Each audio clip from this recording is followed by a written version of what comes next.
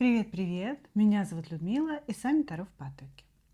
Сегодня мы с вами сделаем разбор, мои дорогие, с таким названием «Что он решил по поводу вас?». У нас будет 3 позиции. Пожалуйста, загадывайте, да, ваших мужчин, вашу ситуацию с мужчиной. И сигнификацию сегодня сделаем именно на вашу ситуацию. То есть, да, расскажу, что между вами происходит и почему вы интересуетесь таким вопросом, да, что на сегодня. Дальше, после того, как мы просигнифицируем, посмотрим чувства человека к вам, да, потому что, в принципе, любое его решение, оно должно быть продиктовано чувствами внутри. И после чувств посмотрим уже, что же человек решил по поводу вас. Двоечки, троечки идут в ожидание. Начинаем с единичек. Что между вами? Какие-то мысли друг о друге, расстояние.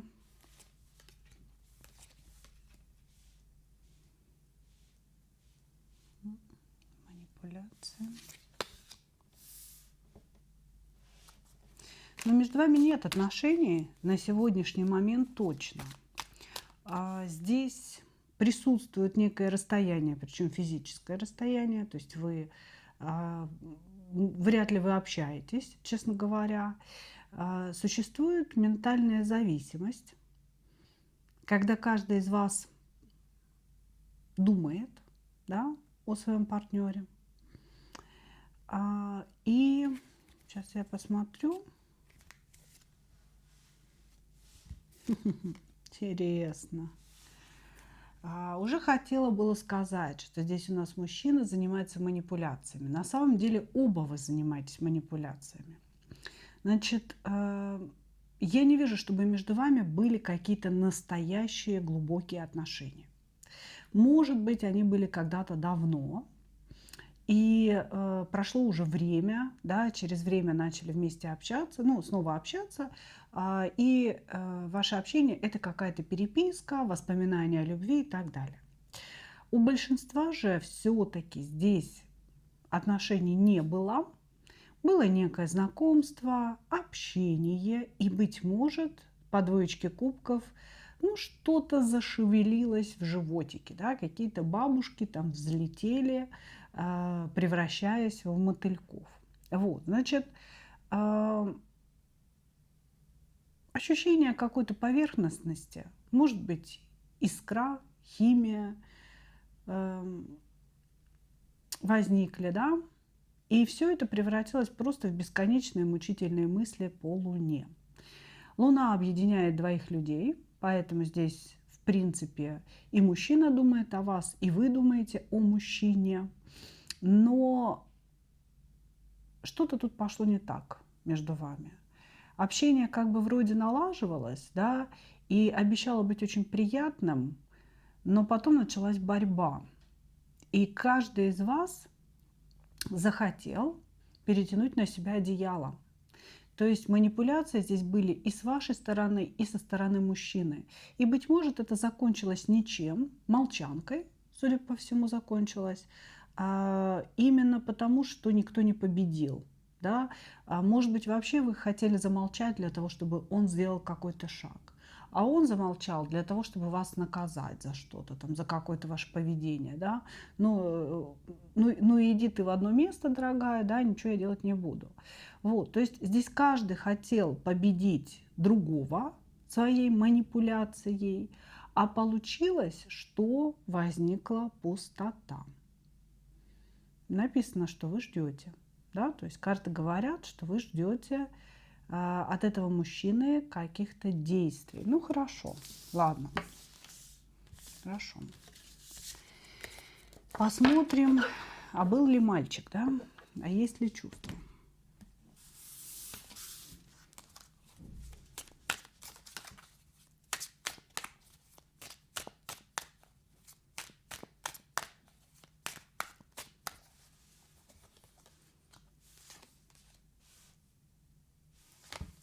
Есть ли у этого человека чувства к вам? Да, есть.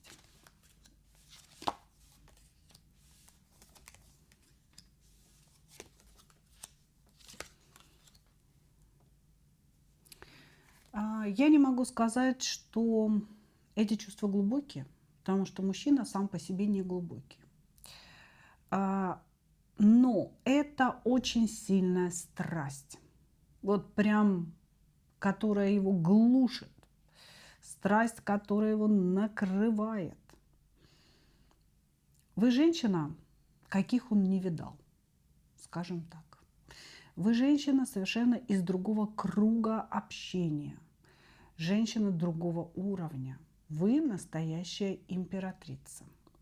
Он же вот какой-то, знаете, такой дурачок. Дурачок, он сам о себе так говорит. Мы же его чувства смотрим. Вот, он, понимаете, не то чтобы дурачок в плане ума, он считает себя очень умным. Просто он живет как какой-то попрыгунчик, понимаете, как какой-то дурачок. Он бегает от одной женщины к другой, от одной работы к другой. Такое ощущение, что у этого человека нет каких-то корней и нет понимания жизни. У него вообще нет ничего стабильного. У него нет ничего, вот, что могло бы составить счастье, да, что можно было бы назвать жизнью, вот каким-то зданием, которое он строит. Да? То есть у него нет нифига никакого здания. Это какой-то попрыгунчик-стрекозел. И вот ввиду вот такого его внутреннего состояния, да, что выросло, то выросло, как говорится, он встречался с женщинами определенного уровня.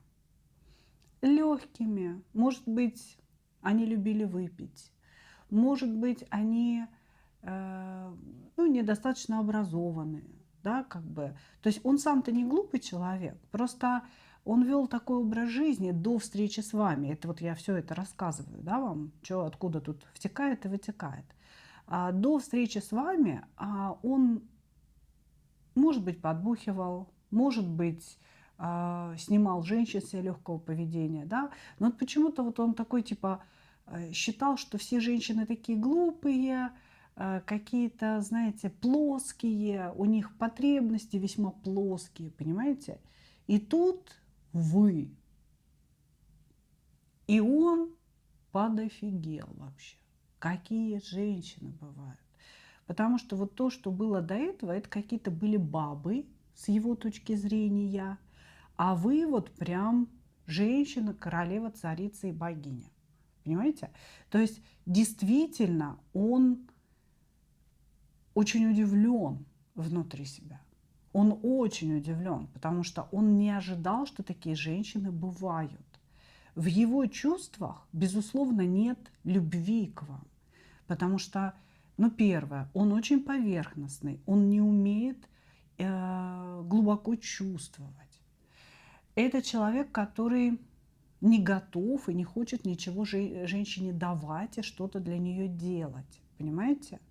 Но вы его реально поразили, как гром среди ясного неба. То есть он такой, блин, какая-то богиня прям на меня снизошла. Вот. Есть удивление, восхищение, преклонение перед вами. Причем перед вами как перед личностью, и перед женщиной в том числе. И сумасшедшая страсть. Его к вам тянет просто до безумия, поэтому здесь та луна, что он, знаете, постоянно крутит вот эти мысли о вас, постоянно в каких-то диалогах с вами находится, что-то там спорит с вами, что-то с вами выясняет. Безусловно, у него есть желание вот как-то вас, знаете, в охапку схватить и куда-то унести в норку, да, или в пещеру. Но человек понимает, что дать ему вам нечего. Вы императрица, а он какой-то попрыгунчик, понимаете? У него ничего нет. И он не умеет давать, он не знает, как давать. Понимаете? То есть здесь человек очень трезво на самом деле себя оценивает. Он говорит, так она целая императрица, а я-то кто? Я ж как бы вообще не пришей кобыле хвост. Вот. Поэтому здесь можно сказать, что у него есть к вам чувство. Это чувство притяжения, это страсть. Вы поселились в его сердце, вы поселились в его голове, как женщина, которых не бывает. Таких, как она, просто не бывает, говорит он. Вот. Но у него даже в голове как-то не складывается момент какого-то будущего с вами, понимаете? А что я с ней буду делать, когда она будет моей? А как мне вообще с ней быть? Понимаете? То есть здесь у человека вот такие вопросы возникают. Хорошо. Окей. Окей. Что же он решил по поводу вас? Ладно, вы молчите. Каждый из вас манипулирует этим молчанием. У него есть сильные чувства. Что он решил по поводу вас?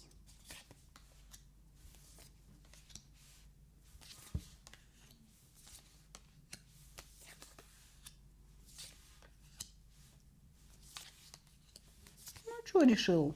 Моя будет, решил. Что он решил? Здесь человек, вот смотрите, почему-то считает, что при помощи ментального канала Луны, в частности, да, можно до вас достучаться. Здесь человек использует магические методы или ментальные методы для того, чтобы действительно с вами разговаривать в этом канале. То есть это не случайность. То, что вы его чувствуете, то, что вы его слышите, это не случайность, нифига себе. Он или изучал какие-то гипнотехники, или какие-то НЛП-техники, или же, не исключаю, магические техники, для того, чтобы вам стучать. Очень часто, скорее всего, получается так, вы выходите в какой-то мессенджер или в соцсеть, и он там уже. Понимаете? Вот, то есть ощущение, что вы реально друг друга слышите и чувствуете. Человек здесь на вас воздействует через эту Луну. Знаете об этом. Вот. Он хочет вас себе. Он не совсем понимает, что ему с вами делать, но такая женщина мне очень нужна, говорит он. Поэтому человек будет вас добиваться. Он будет стремиться к тому, чтобы вы были вместе, но не знает зачем. Еще раз вам хочу об этом сказать. Да? Если этот мужчина вам самой нужен для страсти, для эмоций, для повышения вашей значимости, тогда вы можете согласиться на его вот эти вот все ухаживания. Да? Но если вы собираетесь строить с ним брак, будущее, рожать ему деток, да, то, блин, он не умеет, он на это не способен. Понимаете, его надо доращивать вообще до чего-то, доращивать. Он очень странный, он очень странный.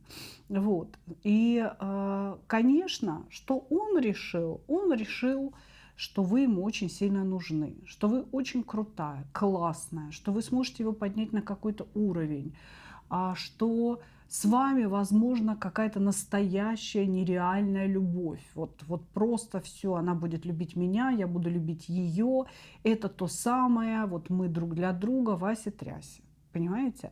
Но все это про кубки, все это про манипуляции, опять же, вашим сознанием. Да? Здесь человек привык манипулировать, но он встречал дурочек.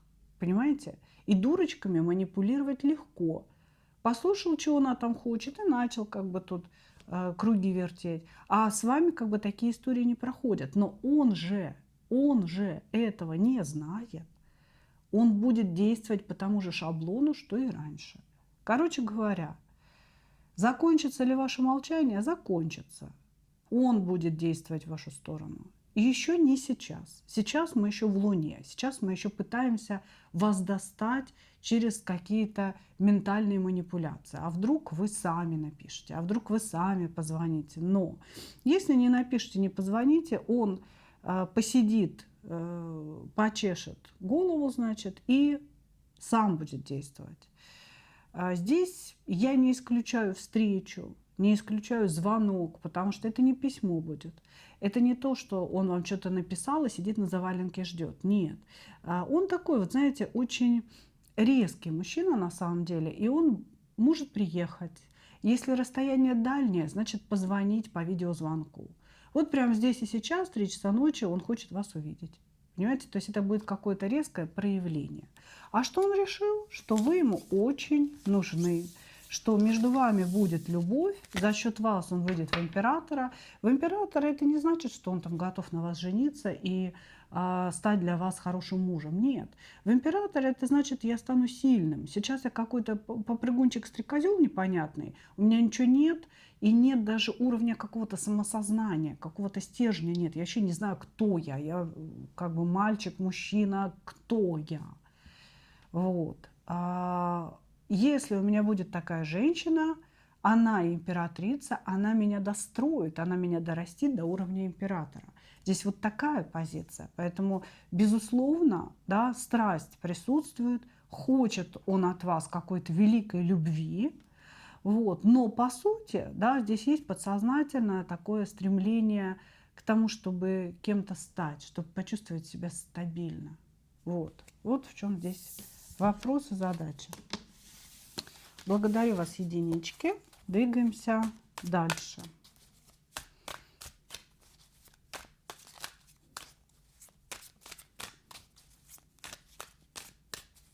Двоечки. Что между вами? Можете смотреть на мужа, с которым сейчас очень сложные взаимоотношения, вплоть до развода.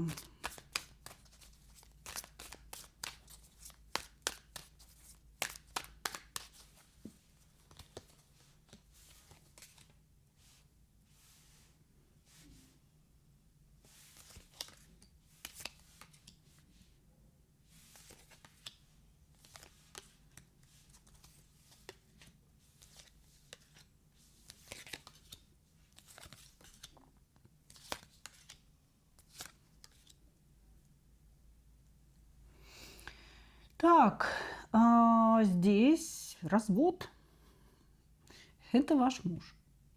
Не могу сказать вообще больше ничего, потому что здесь карты семьи. Здесь карты семьи. Что между вами? Перевернутый иерофант, перевернутая девятка пентаклей, справедливость. Да? Вы или находитесь на грани развода с этим человеком, или вы уже разводитесь. Но здесь, вот знаете, такая классическая ситуация присутствует. Есть некая тайная женщина, скорее всего. Вот, значит, классика будет именно тайная женщина со стороны мужчины. Да? Но здесь может иметься в виду не совсем любовница, да, а некая тайна как таковая, которая стала вам известна. Здесь вы, ваш муж и некая видимость счастья. У вас достаточно длительные отношения, скорее всего, есть дети, есть дом, есть деньги в этом доме. То есть есть все, что полагается иметь семье. Видимо, счастье по девятке кубков, то есть это вы всем окружающим, всем родственникам демонстрируете, как же у вас все замечательно. Понимаете, на фотографиях вы все с улыбками, а при родственниках вы прям не отходите друг от друга, сидите вместе, но дома вы стали друг другу врагами. Вот, значит, здесь была обнаружена некая тайна, да, для кого-то это женщина другая у мужчины, для кого-то это просто тайна, да. Может быть, у него какие-то деньги объявились, да, которые он скрыл от вас, может быть, какие-то кредиты. Ну, то есть здесь разные могут быть ситуации на самом деле. Что-то тайное стало явным. И для вас это стало большой травмой. На самом деле, если мы берем вас, вы разводиться не хотите. Вы, в принципе, да, и раньше-то понимали, что между вами уже какая-то кошка пробежала черная, да, но вы очень зависимы от вашего мужа с материальной стороны, да, с точки зрения, простите. Может быть, дело не в том, кто на кого зарабатывает. Может быть, дело в том, что у вас общая недвижимость. И Развод – это ужасный финансовый геморрой. Вот ужасный просто, да. Да еще и родственникам все расскажи, как мы вот вчера улыбались, сидели на чьей-то свадьбе, да, а сегодня мы вдруг разводимся. Детям объясни, то есть вот эти вот все вещи, они вас просто вот до безумия гложат, и вы не хотите. Вы готовы уже закрыть на все глаза, да, чтобы только вот пусть останется эта видимость девятки кубков, пусть эта видимость того, что у нас все хорошо, все комфортно, остается. Я на все закрываю глаза. Вот, значит, очень много страданий. Вы вообще просто как бы, ну, на самом деле вы себя прям убиваете своими мыслями. Вы думаете, что у вас уже проблемы с психикой, у вас начались какие-то депрессии или истерики. То есть здесь может вообще все это вместе. Вы чувствуете себя в состоянии постоянного жгучего стресса. Как будто бы ваши мысли не могут быть свободными. Вы не можете думать о работе, вы не можете чисто думать, там, допустим, о детях. Вы все время находитесь вот в этом стрессе. Кортизол, кортизол, кортизол, да, управляет вами. Вот. И, ну и, конечно, здесь идет такое обвинение мужчины, потому что он ведет себя очень тоже неоднозначно.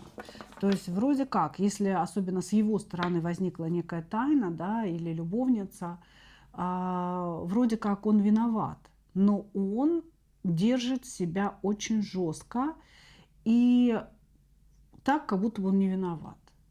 И еще на какие-то ваши попытки урегулировать ситуацию, да, миром он не идет.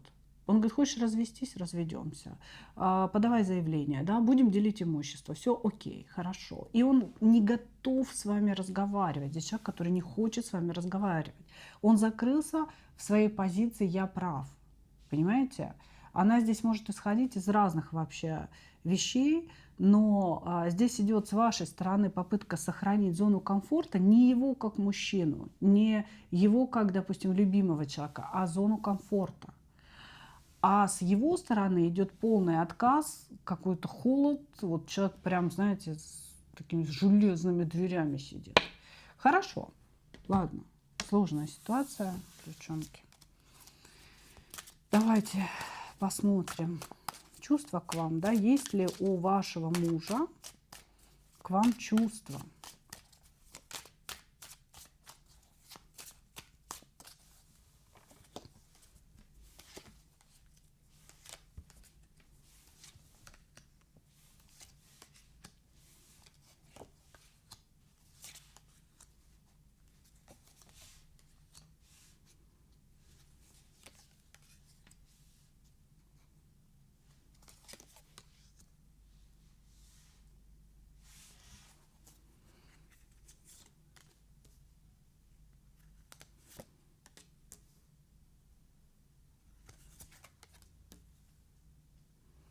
Тут, понимаете, на сегодняшний момент я не вижу чувств. Есть воспоминания о том, как это было. Когда-то он вас действительно очень сильно любил. У него было прям действительно настоящее сильное чувство к вам. Любовь, желание, чтобы вы любили его. Он себя чувствовал хуже, чем вы. Ну, как красавица и чудовище. Как хуже, да? Он чувствовал, что вы такая вся красивая, вся такая нежная, вся такая умничка. А он какой-то кривой, косой, звать никак. Ну, то есть вот он себя так воспринимал рядом с вами когда-то. Значит, а на сегодняшний момент он говорит, я стал настоящим императором, я знаю себе цену, я ну, много что могу, скорее всего, он может обеспечить вас, да, ну и вообще, в принципе, любую женщину может обеспечить. И он в себе видит достоинство, да, а вот в вас он видит недостатки. Он говорит, а она осталась на прежнем уровне. Я вырос, из чудовища я вырос в классного императора. Я много что могу ей предложить. А она осталась на том же уровне, она не развивалась, она как-то, может быть, обабилась, да, то есть у меня пропал интерес к ней как женщине. То есть здесь мужчина, который говорит, что когда-то он вас очень сильно любил, высоко очень ценил, преклонялся перед вами. Вы были женщиной, на которую обращают внимание, и ему было очень приятно, что вы вот с ним, что вы с ним, понимаете, что вы вышли за него замуж. Когда-то это была настоящая любовь, настоящая страсть, общие планы, желание провести вообще вот всю жизнь вместе. Это была действительно сильная страсть и сильная любовь. Но почему-то он считает, что он вас перерос. Вот на сегодня как будто бы перерос вас. Вы остались на каком-то том уровне, а он вырос и стал лучше. Вот так он считает. Поэтому сейчас вот каких-то сегодняшних чувств я не вижу. Он говорит, что вы пытаетесь делать шаги, он их видит, он как-то, знаете, ничего не чувствует по этому поводу. Он говорит, я вижу, что она пытается сохранить наши отношения, я вижу, что она пытается меняться, но я уже ничего, к сожалению, не чувствую. Вот что он говорит. Хорошо. Что же он решил по поводу вас? Давайте посмотрим.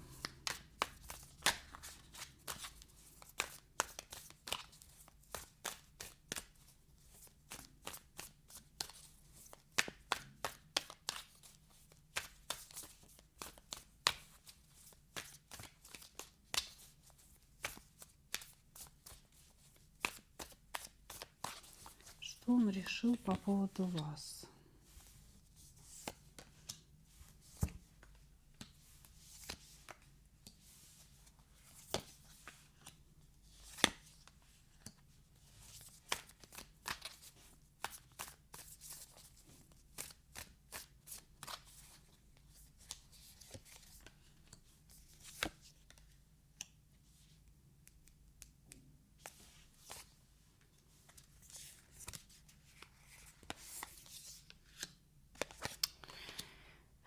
Понимаете, у него есть другая женщина, даже если разговор о тайне, ну, как бы вы узнали какую-то другую тайну, да, есть другая женщина у него, потому что он уже планирует свою жизнь с другой женщиной.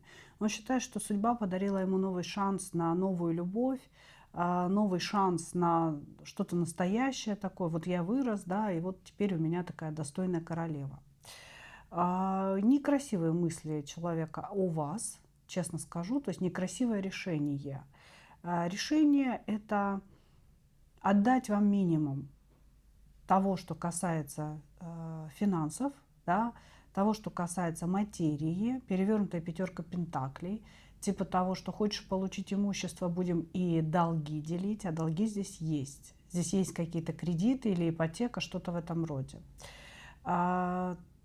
Неблагородное отношение к вам и неблагородные решения я вижу.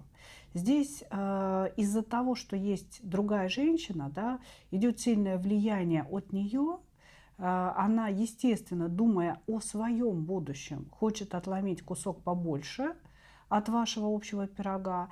И, естественно, здесь идет настраивание определенное, да, при помощи секса, при помощи каких-то таких любовных техник. Ваш муж пока считает, что он будет с ней счастлив, что вот она судьба. А вас он хочет ну, оставить с каким-то минимумом. Не то, что прям все забрать, нет, но поделить все так, чтобы не все, что вы хотите, осталось вам.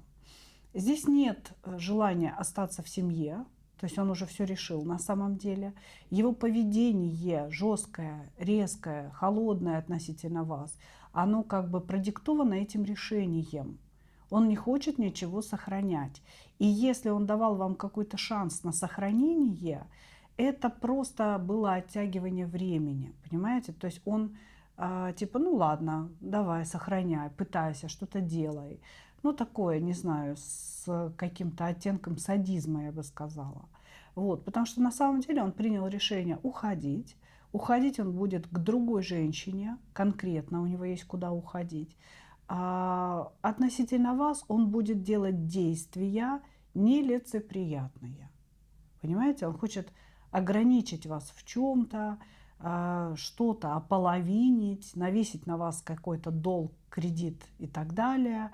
Не знаю, он почему-то здесь зло относится к вам, да, считает, что вы создаете ему какие-то проблемы, и вот он готов бороться нечестными методами. Вот так, вот что он решил. Вот что он решил.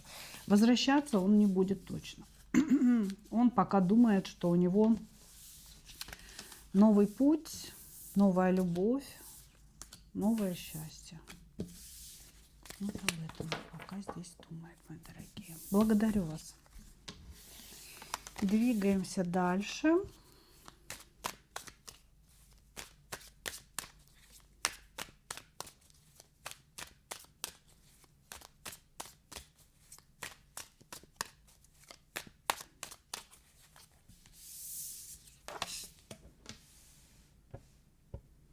Что между вами?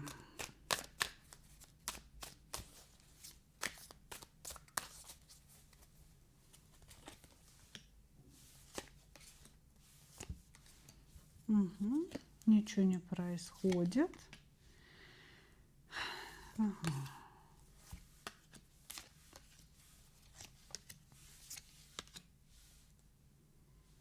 Так, что между вами? Во-первых, показывает, что человек из прошлого. Человек, с которым присутствуют некие цикличные отношения, да, они периодически, возможно, возникают, потом затухают, или когда-то у вас с ним были отношения, и он объявился вновь. Здравствуй, любимая, вот он я, да? Значит, дьявол и луна не очень хорошее предзнаменование, если честно. Оно может говорить о неком воздействии, да. Здесь мы можем предположить, что мужчина, вернувшись в ваши отношения, вас заказал. Ну, то есть заказал какую-то привязочку на вас сделать, чтобы вы думали о нем, чтобы вы хотели его, чтобы вы вернулись к нему. Может быть, сам интернета насмотрелся, что-то там сидел со свечками, колдовал. Вот. Значит, ну, потому что такое сочетание Луна и дьявол, да, это, как правило, магическое воздействие. Или же, да, накидываю варианты. Вас много, и здесь разное может быть. Или же это воздействие есть на мужчине. То есть к нам пришел мужчина, подверженный воздействию. Значит, если мужчина подвержен воздействию, то здесь это работает как стремление к алкоголизму, наркомании, азартным играм и иже с ним, зависимости у человека. Вот, значит, что же происходит между вами? Значит, в данный момент не вижу никакого развития отношений. После того, как человек объявился, сказал вам о своей великой любви, о том, что вы его шанс на шанс в жизни, вот, значит, на то, чтобы быть счастливым, я люблю вас, давайте жениться, давайте будем счастливы, да, будем победителями по жизни. Что-то пошло не так, мужчина мог вас обидеть. То есть все начиналось очень хорошо после его проявления. Он мог говорить о серьезных отношениях, о том, что любил вас всю жизнь. Вот, мог завоевывать вас прям очень явно, открыто, да, жезлово так, скакать во весь опор. Значит, и вы могли поругаться на пустом месте, как будто бы, знаете, вот, ну, ничего не предвещало, и вдруг он начал вас обижать. И он обидел вас так сильно, что вы замолчали оба, ушли в какую-то такую тишину. Он держится вот этой позиции правого в споре. А вы думаете о том, что вам больно, но хорошо, что вот все это произошло сейчас. Да, вот как-то так здесь, как-то так. Большие намерения, большие планы, мечты, внушенные вам этим человеком, ваше ощущение любви, что вас любят. Причем не общее какое-то ощущение, а как будто бы он вам принес этот кубок любви. Он сказал: я люблю тебя. Он сказал, что ты вот та уникальная, единственная женщина, которую я любил всю жизнь. Вот. И потом какое-то глобальное разочарование от его поведения. От того, что он сказал, или от того, что он сделал, или не сделал. Он мог не приехать навстречу. Он мог вас подставить, подвести как-то. То есть случилась ситуация какой-то некрасивой трагедии, ссоры. Вы разочарованы, вам больно, вы хотите прояснения ситуации, вы хотите, чтобы он извинился, вы хотите, чтобы он что-то предложил, да, какой-то выход вообще из всего этого, а он молчит, насупившись, как-то так. А вы думаете, сидите, и чё? Я-то не проявлялась, я к тебе, значит, со своим любовным кубком не бежала. И почему все так произошло? В чем я виновата опять? Давайте его чувства посмотрим. Наблюдает за вами. В тишине сидит, ногти грызет перед экраном. И, значит, что-то там злится. Любит вас. Короче, здесь вот этот кубок, он как-то настоящий кубок, потому что он здесь про любовь. Этот человек вас любит, но он вас воспитывает. Короче говоря, он вас хочет перевоспитать под себя. О чувствах. Вы его императрица, реально. То есть вот он явился, сказал вам: давай жениться, давай делать серьезные отношения, строить, куда-то идти. Ну, как бы он правда так думал. Он и думает до сих пор так. И чувствовал так. Вы единственная женщина, которую он любил? Да, это так и есть. Вы его императрица. А он думает о том, что, то есть десятка кубков, королева кубков, солнце, императрица. Понимаете, здесь все о любви. Здесь все о том, что он вас выбрал. Вы та самая. Вы та самая действительно по-настоящему любимая. Но в чувствах есть также, да, также желание доминировать. Вот это стремление, да, подчинить себе женщину. Подчинить при помощи поведения, слов. Принимай меня таким, какой я есть. Ты должна меня простить. Ты должна прогнуться. Ты должна ради меня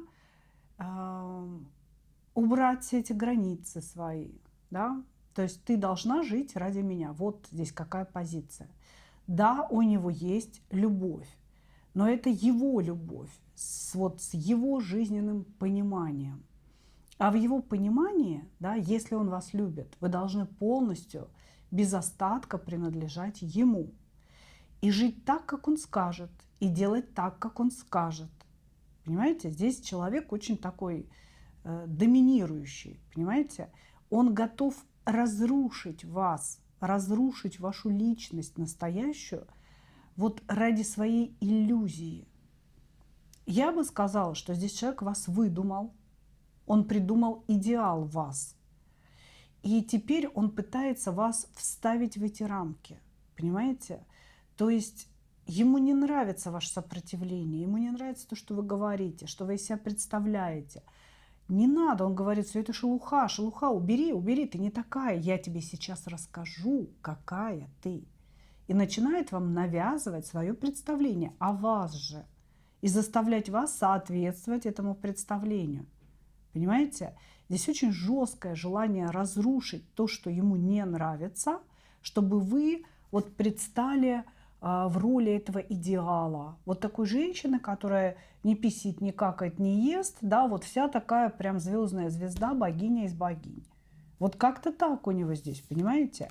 И очень много агрессии. Здесь очень много любви в вашу сторону. И все это как-то вперемешку, знаете, такой вот салат, да, винегрет. Агрессия с любовью, со страстью, с желанием продавить, манипулировать. Как-то все это вместе в нем намешано. Хорошо. Что он решил по поводу вас? Он нервничает очень.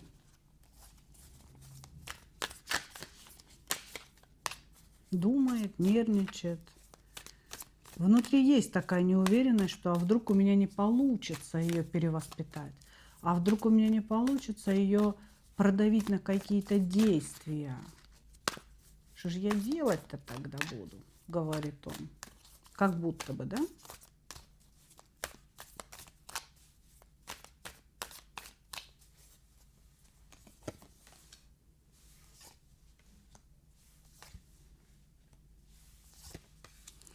Что он решил по поводу вас? Ну и крендель.